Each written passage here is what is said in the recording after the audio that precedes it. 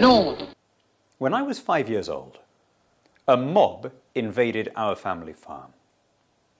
I can remember there was a back way out, a footpath that led into the hills. And I can remember my mother leading me there by the hand and saying to me, "We're going to have to play a game. If we need to come this way again, we mustn't make a sound."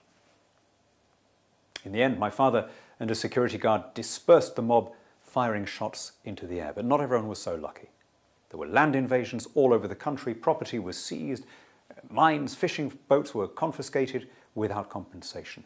This was the Peru of General Juan Velasco, whose baleful brand of state intervention threw that country into a state of squalor from which it took some 30 years to recover. Velasco's regime was watched by a young Venezuelan soldier called Hugo Chavez, who regarded him as his inspiration, just as Jeremy Corbyn regarded Hugo Chavez as his.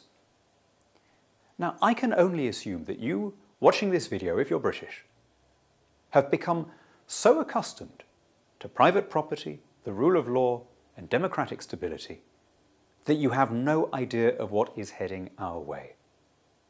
That's the only way in which I can explain your nonchalance in the face of what's happening. At the last election, 2 in 5 of our fellow countrymen voted for somebody who regretted the outcome of the Cold War. Somebody who has now been leading the opinion polls for 4 months. Now, if you think I'm laying that on a bit strong, just listen to what Corbyn himself has been saying on a loop since about 1970. It's hardly as though the sincere, frugal, decent old boob has ever tried to disguise his opinions. He's never spoken of any moderate centre-left leader with the enthusiasm that he had for Venezuela's comandante. He's quite open about the fact that he wants to nationalise industry, that he wants to regulate prices and incomes, that he's preparing for a collapse in sterling in the event of a Labour government. We are going the full Chavez. And yet this is regarded as a sort of within the bounds of normal politics. It really isn't.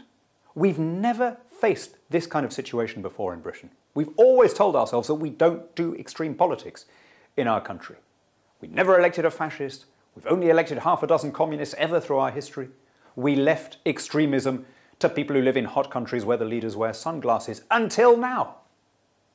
Something is heading our way, which if we don't see in time what the matter is, if we don't take steps to avoid it, we're only going to have the option of learning the hard way.